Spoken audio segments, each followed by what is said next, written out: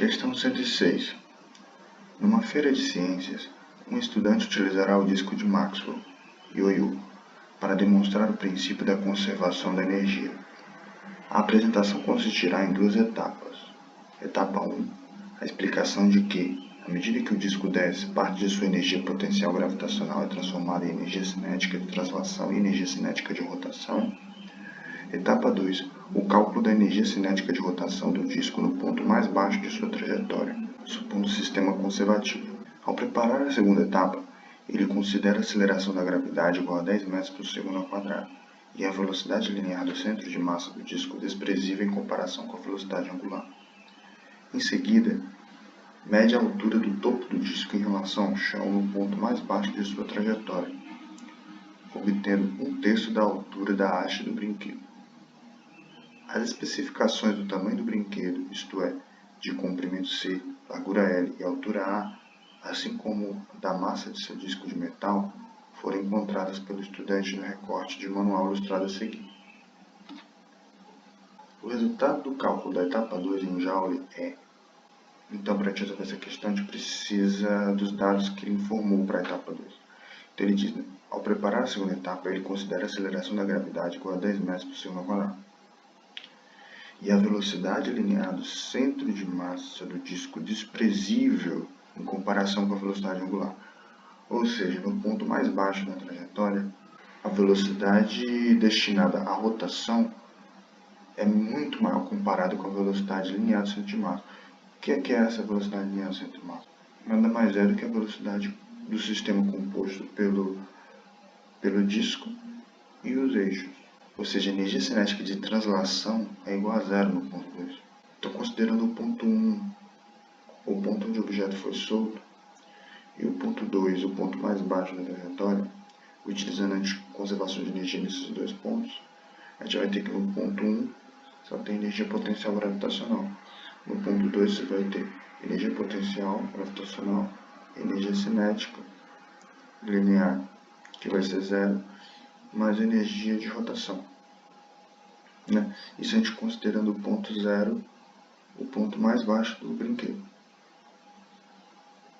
Então, substituindo aqui, a gente vai ter mgh para primeiro 1/3 de mgh, que ela está em 1/3 da altura, no ponto mais baixo, mais a energia de rotação, que é o que a gente quer. Portanto, a energia de rotação é 2/3 de mgh. Mas nos foi dado que o H é 410 milímetros pelas especificações do produto. Transformando para metro, a gente vai ter 4,10 vezes 10 menos 1 metro. A G aqui está com a grafia errada, mas é 10 metros por segundo menos 2. E a massa é 30 gramas, que é 3 vezes 10 menos 2 kg. Substituindo, a gente encontra, fazendo essas contas, a energia de rotação é 8,20 vezes 10 menos 2 joules. Portanto, é 8 em B, correto. Questão 109. Dois amigos se encontram em um posto de gasolina para calibrar os pneus de suas bicicletas. Uma das bicicletas é de corrida, bicicleta A, e a outra é de passeio, bicicleta B. Os pneus de ambas as bicicletas têm as mesmas características, exceto que a largura dos pneus de A é menor que a largura dos pneus de B. Ao calibrar os pneus das bicicletas A e B, respectivamente, com pressões de calibração PA e PB, os amigos observam que o pneu da bicicleta A deforma, sob mesmos esforços, muito menos que o pneu da bicicleta B. Pode-se considerar que as massas de ar comprimido no pneu da bicicleta A, MA, e no pneu da bicicleta B, MB, são diretamente proporcionais a seus volumes. Comparando as pressões e massas de ar comprimido nos pneus das bicicletas, temos.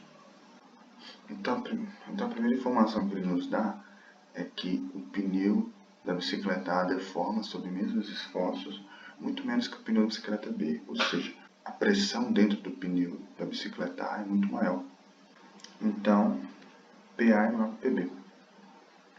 Agora, outra informação que ele diz é que o pneu de ambas as bicicletas tem as mesmas características, exceto que a largura dos pneus de A é menor que a largura dos pneus de B. Portanto, o volume de A vai ser menor que o volume de B. Se a gente considerar somente essa informação. E como ele diz que as massas de ar comprimido do pneu da bicicleta A, MA, e no pneu da bicicleta MB são diretamente proporcionais aos volumes, você conclui diretamente que MA é menor que MB. Portanto, o item correto é o B. Questão 112. O objetivo de recipientes isolantes térmicos é minimizar as trocas de calor com o ambiente externo. Essa troca de calor é proporcional à condutividade térmica K e à área interna das faces do recipiente, bem como a diferença de temperatura entre o ambiente externo e o interior do recipiente, além de ser inversamente proporcional à espessura das faces. Então ele fala assim, a troca de calor é proporcional a K, proporcional à área interna, que eu chamei de S, das faces, e proporcional também à diferença de temperatura. E inversamente, que eu chamei de ΔT, e inversamente proporcional à espessura das faces, que eu chamei de E. E aí eu coloquei uma constante de proporcionalidade para igualar. Pronto. Então a gente tem uma relação que ele deu, pelo próprio problema. Aí continuando. A fim de avaliar a qualidade de dois recipientes, A e B, de faces de mesma espessura, um estudante compara suas condutividades térmicas Ka e Kb. Para isso, suspende dentro de cada recipiente blocos idênticos de gelo a 0 graus Celsius, de modo que suas superfícies estejam em contato apenas com o ar. Após um intervalo de tempo, ela abre os recipientes enquanto ambos ainda contêm um pouco de gelo e verifica que a massa de gelo que se fundiu no recipiente B foi o dobro da que se fundiu no recipiente A. Aí ele quer a razão Ka sobre Kb mais próxima de. Então, a gente tem essa relação. A gente pode fazer para K e para Kb. Ele diz que após um intervalo de tempo, ela abre os recipientes e a massa de gelo que se fundiu no recipiente B foi o dobro do que se fundiu no recipiente A. A gente sabe que a quantidade de calor que entrou vai ser proporcional à massa. A gente sabe que a quantidade de calor que entrou no corpo vai ser proporcional ao que fundiu, né? Então, se a massa de gelo que se fundiu no recipiente B é o dobro, a gente tem que entrou 2 vezes mais calor em B. Por outro lado, também sabe que nas condições de experimento não teve variação de temperatura do recipiente A para o B, porque internamente eles têm as mesmas condições, o ambiente externo é o mesmo, o ambiente interno é o mesmo, mesma temperatura. As espessuras ele fala que são iguais, então se eu dividir Q sobre QB pela relação que ele deu, é um meio, mas também eu posso dividir as equações, e aí eu vou ter simplesmente os Ks e as superfícies internas, a área interna das faces. Isso é igual a 1 meio. Agora eu vou calcular a área interna das duas faces. As medidas de A são 40 cm vezes 40 cm vezes 40 cm. Então, as faces internas vão ter área de 40 vezes 40. Todas iguais, né? Então, você vai ter que a soma das áreas internas das faces vai ser 4 vezes 40 vezes 40, que é 6.400, aqui eu esqueci a unidade, centímetros quadrados. Para B, ele diz que as medidas são 60, 40, 40. Então, você vai ter duas faces que vai ser 60 vezes 40 e duas faces que vai ser 40 vezes 40. Então, a área interna de B vai ser 2 vezes 40 vezes 40, mais 2 vezes 40 vezes 60, que dá 8.000. Com isso, eu posso substituir naquela relação que eu encontrei antes e descobrir que, fazendo as contas, que A sobre QB é igual a 5 sobre 8, que dá 0,625. O item que mais se aproxima desse resultado é o item B, 0,67. Portanto, o item correto é o item B. Questão 116. Slackline é um esporte no qual o atleta deve se equilibrar e executar manobras estando sobre uma fita esticada. Para a prática do esporte, as duas extremidades da fita são fixadas de forma que ela fique a alguns centímetros do solo.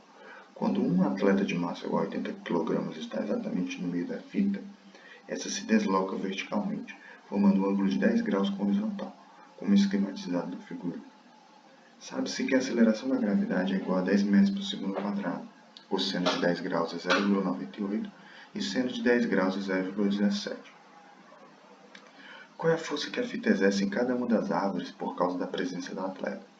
Então, essa figura, né? Você vai ter o peso do atleta e as trações sobre as árvores.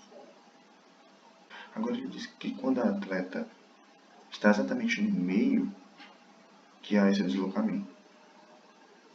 Então é razoável pensar que os módulos dessas trações que a corda está exercendo na árvore, que a fita está exercendo na árvore, os módulos são iguais em cada lado. Se eu isolar as forças em x, você vai ter que T1x igual a T2x. Né? Eu vou chamar tudo de T, T1x igual a Tx. E para y, a gente pode também isolar as forças. Você vai ter que o ângulo aqui é 80 graus, né? Porque você vai ter 10 graus ali no ângulo. Você vai ter também 10 graus no outro, de triângulo isósceles. 90 graus o ângulo de TY com a horizontal. Então, complementável é 80 graus. Com isso, isolando as forças, você vai ter que P menos 2 vezes as forças em Y, as forças sobre as árvores, vai ser igual a zero. Com isso, a gente vai ter que, substituindo T por T cosseno de 80 graus, você vai ter que é igual a P sobre 2. Então, como 80 graus é complementar a 10 graus, a gente tem que cosseno de 80 graus é igual a seno de 10 graus. Então, a gente vai ter que T é igual a P sobre 2 seno de 10 graus. Substituindo, a gente encontra 2.352,9, só que a gente tem que colocar em notação científica e usar apenas 2 algarismos significativos. Então, a gente vai ter, arredondando, 2,4 vezes 10 elevado a 3 newtons. Então, aqui o item correto é o D.